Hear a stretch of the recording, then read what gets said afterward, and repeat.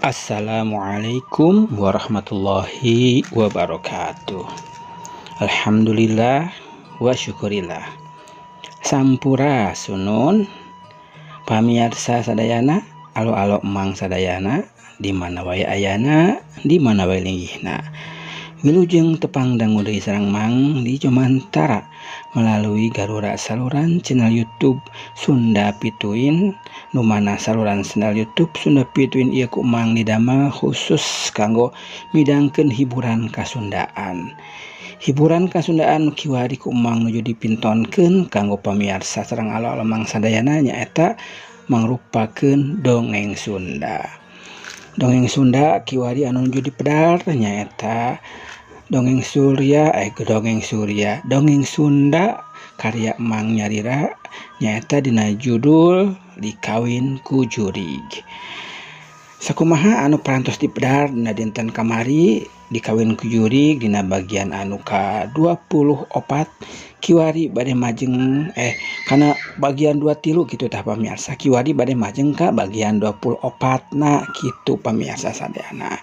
Di mana dina carios kamayana kakantun harita nyarioskeun di negara siluman nuju aya bancang pakewuh atanapi aya kagekan kahaririweuh kitu ku ilangna panganten istri anu harita teu aya di tempatna sabadana aya kajadian nu aheng nyaeta ku gempa atanapi ku poek na kaayaan harita sareng dibarengan kulini gitu tah pamirsa sadayana. Kumaha lajenganna ieu carios mangga atuh supados henteu nyangkorong kana waktos urang pajeng ayeuna bagian kanu ka-24 sok geura kapalarayun geura mararanco deui dina hapena sewang-sewangan. Prung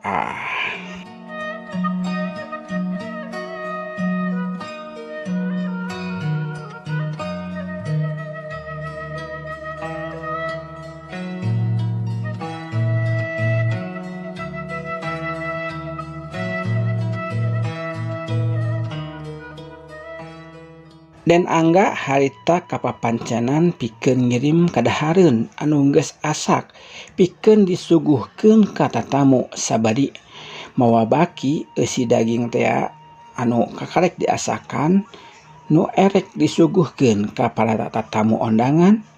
Dan angga harita kaluar ti dapur saacan kebat ka balet tempat di mana dilangsungkeunana jamuan pernikahan. Dan angga harita nyamperkeun heula ka Mang Oyon anu keur meresan suluh meunang neuktekan pok. Dan angga cumarita ka Mang Oyon, "Mang, jigana rancana teh ayeuna geus waktuna pikeun dijalankeun. Omat tugas Mang sakumaha nu geus dibadamikeun laksanakeun. Ayeuna kuring rek ka tempatna panganten." Kitu pok-pokanana. Dan angga harita ka Mang Oyon salaku badegana, "Mangga Den, Mang siap ngalaksanakeun tugas ti Aden. Kumang beres dilaksanakeun." Sakitu tembalna Mang Oyon pondok jawabanana kusabab geus paham kana rancana anu geus dirancang ti jauhna keneh. Leos Mang Oyon ka dapur henteu lila Mang Oyon geus kaluar deui ti dapur dituturkeun ku Bi Iam selaku jedod anu diondang ti alam manusia teh nu dibawa ka eta negara siluman pikeun jadi juru masak kitu tah. Ari Den angga harita murug ka bale susuguhan di mana harita panganten jeung tatamu keur suka bunga iwal ti katempona teh panganten awewe anu teu katingali gumbira mah poremna kaciri eueuh ka beragan pisan. Tapi pikeun Raden Kalawuling mah kaayaan kitu teh teu dipake pikiran teuing. Raden Kalawuling boga keyakinan manehna yakin ke lamun geus kapimilik sapinuhna eta Nyiwulan Sari teh baris tunduk pasrah sumrah ka manehna.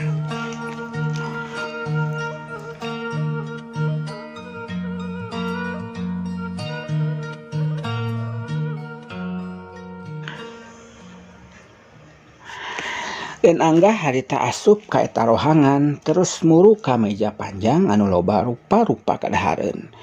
Den Angga nyimpen babawaanana di eta meja terus mundur indit ninggalkeun rohangan jamuan tatamu harita. Para tatamu ngariung parebut susuguh anu bieu dibawa ku Den Angga.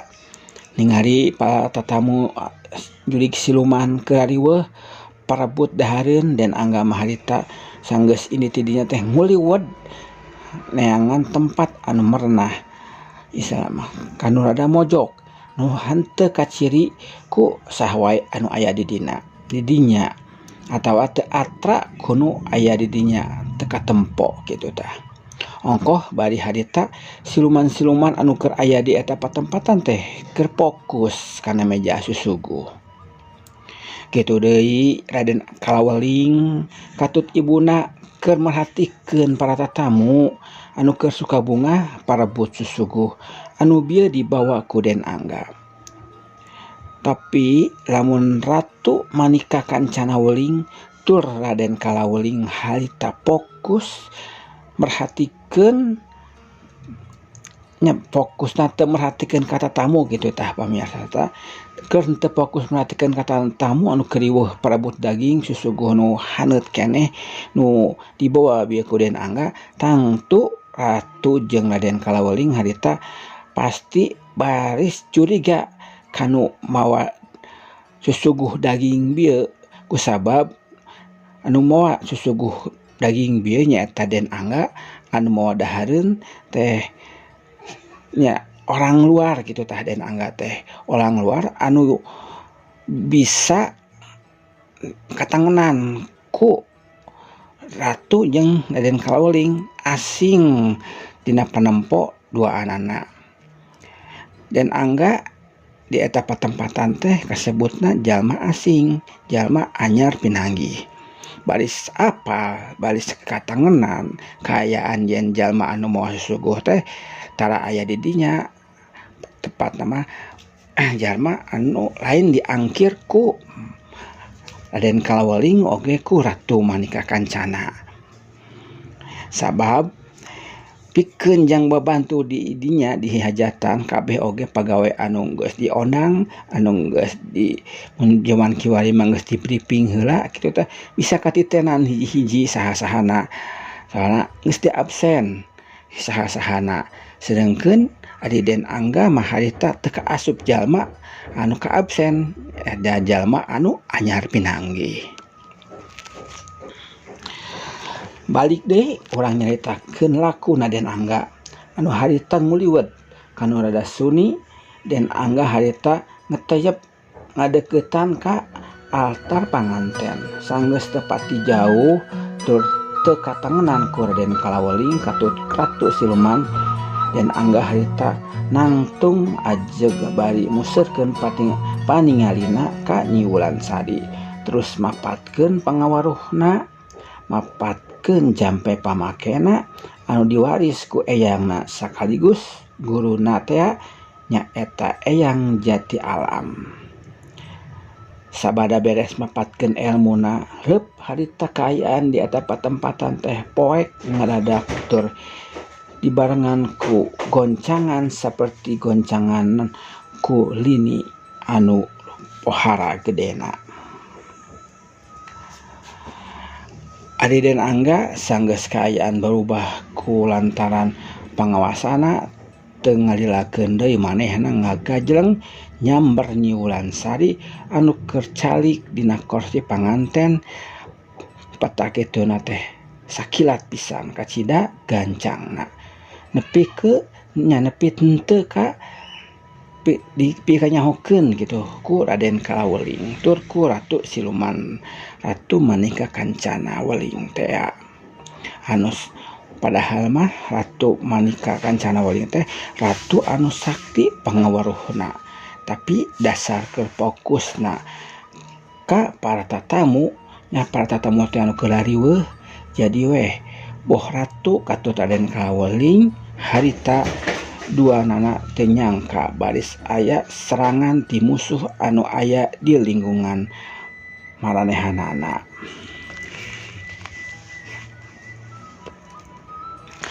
Harita geger kaayaan di tempat hajat kawinan teh.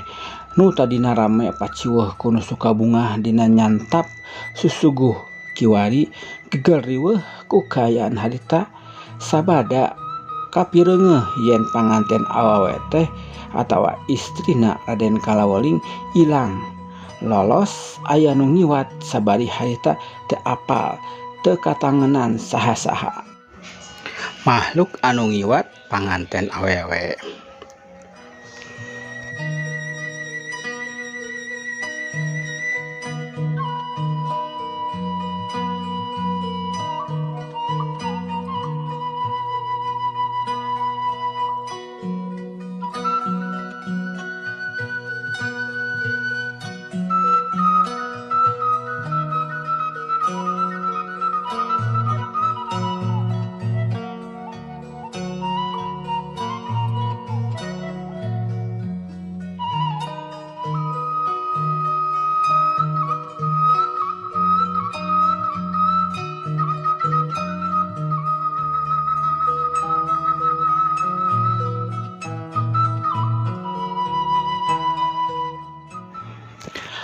Ratu Manika Kancana katut Raden Kalaweling harita marentah ka para pangawal kerajaan pikeun neangan panganten anu ilang teuing ka mana.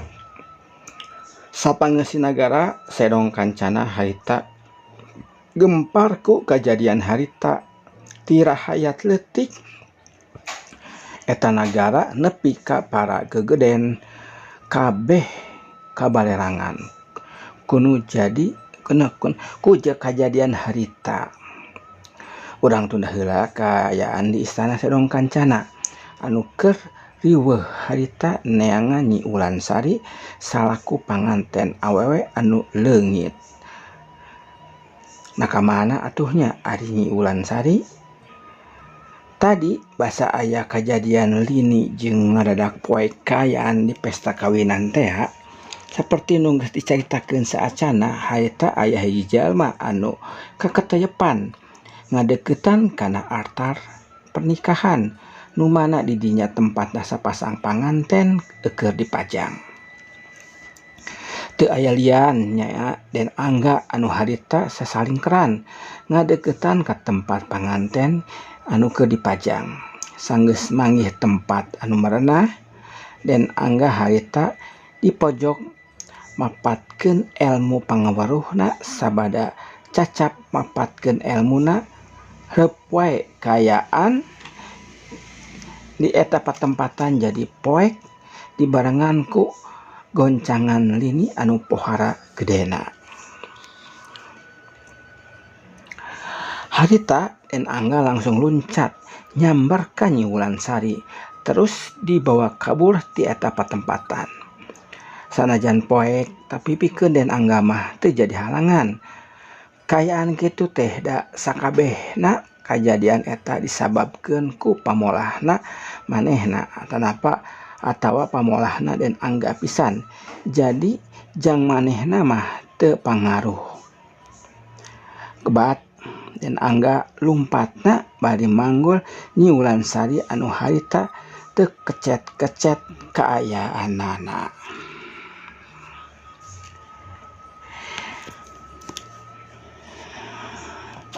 Di hiji patempatan harita bareng jeung kajadianana aya lini di karaton eta nagara. Di eta tempat ujug-ujug aya hiji jalma anu lagrag ti langit langsung ngurupung eta jalma. Eta jalma teh terus muniang udang bari culang cileung nitenan ka eta patempatan. Terus manehna ngomong sorangan ngupat kana kaayaan harita. Uluh geuning kuring teh geus aya di nagara siluman. Cigana da ciri-cirina ge jeung rasana sarua pisan basa bareto kuring pernah kasasar ka nagara siluman. Jurig oraye teh kieu pisan kaayaanana teh jeung ciri-cirina. Kitu gundemna eta jalma anu teu aya lian iwalti juragan karya anu sempet katalimeng di antara dua alam.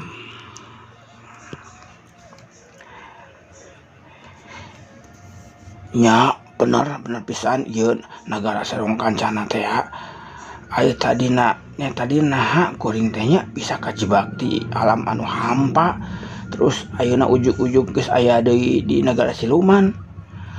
Ceuk Juragan Karya masih keneh ngagundem sorangan, heran ku kajadian anu karandapan ku manehna harita. Keur kitu jor kurunyung aya jalma datang ka eta patempatan bari memanggul hiji awewe. Juragan Karya heran deui nempo kajadian kitu teh. Di eta patempatan bet aya jalma memanggul jalma lain. Sabuat Juragan Karya ngahulang, jalma anu anyar datang ka eta patempatan bari memanggul awewe teh. Harita anjog ka tempatna Juragan Karya. Harita terus eta jalma ngecageun awewe anu dipanggulna. Awewe anu dipanggul teh hiji awewe anu geus kasebut umuran. Ari manggulna hiji anu manggulna teh nya hiji lalaki pendek busakel sarua oge aya umuran.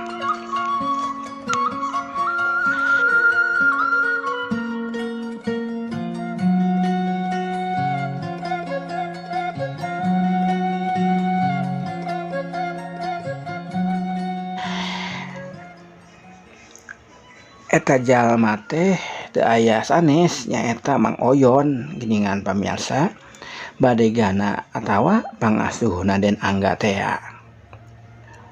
Ari anu awewe eta teh nyaeta Mak Iyam. Mak Iyam teh anu kapapancenan kudu molah pasahkeun jang tatamu pangantenan. Ku Den Angga kudu disalametkeun Mak Iyam teh. Kitu amanatna ka Mang Oyon anu geus dipaheutkeun. Juragan Karya harita olohok bengong. Oge Mang Oyon oge harita kaget. Teu nyangka tetela di eta patempatan anu geus dipaheutkeun ku manehna jeung Den Angga pikeun jadi patempatan ke sabada lumpat tina rancana anu geus dipaheutkeun geuningan manehna papanggih jeung hiji jalma nu aya di eta patempatan. Can oge aya anu ngomong sakeme-keme acan. Harita jol kolebat ceug harita aya deui anu datang ka eta patempatan. Nu datang harita teh teu aya sanes iwalti Den Angga nu keur manggul Nyi Ulansari teh salaku panganten awewe anu dibawa kabur ku Den Angga harita.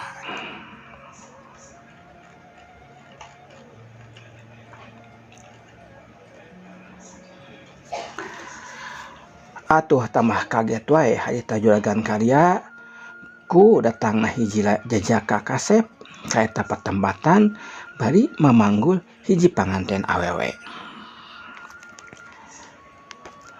Mang, tos lami ngantos Mang. Den Angga tumanya ka Mang Oyon bari ngareret ka Juragan Karya. Dah canden paling oge nembe 5 menitan Mang teh tema Mang Oyon. Ari eta saha Mang? Den Angga tumanya deui ka Mang Oyon. Uduh Mang oge teu uninga Den.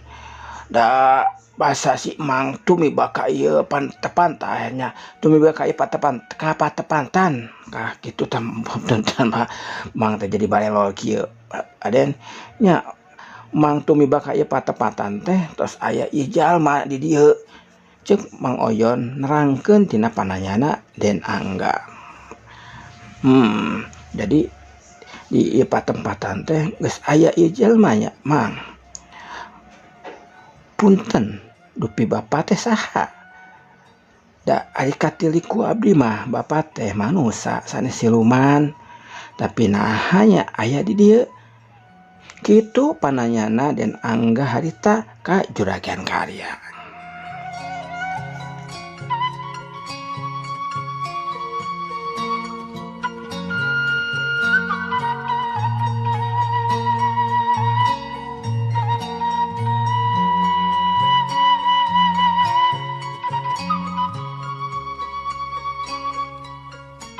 Nyalaras encep bapak teh bangsa manusia sapertos encep sami bapak oge pertarosan nu sami oge bade ditaroskeun ku bapak ka encep. Nah encep aya di negara siluman sareng eta saha anu dipanggul ku salira, saur juragan karya ditakon kalah malik nakon ka Den Angga Hadita.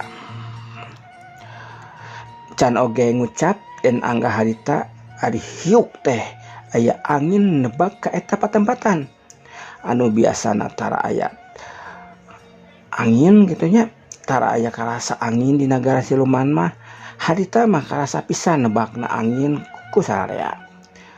Teu lila aya nu nyironot ka eta patempatan dua bayangan ngolebat jeg Hadita di hareupeun sararea aya dua jirim makhluk anu datang teu aya lian eta teh Ratu Manika Kancana nu dibarengan ku ingkang putranya eta Raden Kalaweling teh anu geus bisa nyusul geus bisa nganyahokeun ka mana lumpatna jalma anu nyiwat Nyi Ulansari salaku panganten awewe na Raden Kalaweling Harita. Pamirsa sadayana kitu tah kayaan Harita di negara siluman keur aya paudag-udag gitu tah antara Nyi Ulansari Ratu siluman oge Raden Kalaweling sareng Den Angga anu geus misalnya nepi ka hiji patempatan. Kumaha tah salajengna dicarios nu bakal karandapan ku Den Angga saatos katohian ku Ratu Kancana Manika Kancana Weling oge tos katohian ku Raden Kalaweling oge petana Den Angga kumaha pikeun nyangahareupan Ratu Siluman Oray anu harita geus aya di hareupeun manehanana. Oge kumaha nasibna Mang Oyon emang nya Mang Oyon oge nasibna juragan karya jeung nu sajena urang Bandungan wae carita ke insyaallah-nya enjing urang pedar deui. Kiwari carita urang cekapkeun dugi ka dieu heula pamirsa sadayana, mudah-mudahan aya bahan katampi ieu carios. Hapunten segala kalepatanana, hapunten segala rupina boleh dina unduk basana. Seueur anu kakirangan hapunten kumargi emang masih keneh mitemeyan dina perkawis ya, ngarang ieu carios. Tapi harapan mang mudah-mudahan tetep ieu carios tiasa janten panghibur kalbu pangbeberah kana manah kanggo pamirsa sadayana oge alo-alo mang sadayana di mana wae ayana di mana wae linggihna. Mudah-mudahan sing nyaten hiburan aya mangpaatna kanggo pamirsa sadayana. Sakitu nu kapiatur ti Mang undur diri heula insyaallah mudah-mudahan enjing urang sadayana masingna dipaparingan yuswa sareng kasalamatan sareng kagembiraan tiasa patepang deui di ieu jalur channel dina ragana neraskeun ieu jejer carios dongeng. Mangatur atuh undur diri heula. Wabillahi taufiq wal hidayah. Wassalamualaikum warahmatullahi wabarakatuh. Jaga.